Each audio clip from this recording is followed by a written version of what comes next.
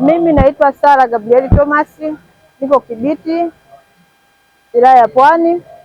Ni msanii wa kuimba mziki na vile vile msanii wa bongo movie. Niko vizuri, lakini kulingana na hali halisi ya kiuchumi, nikipata support then naweza nikafanya vizuri zaidi.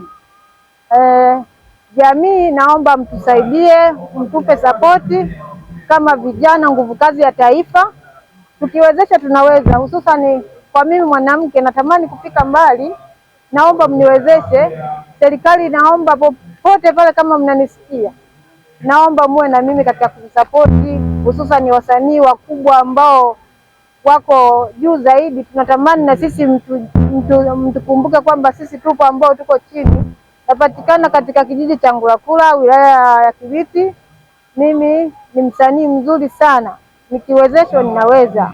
Mimi kwa sasa niko KSD, SNKD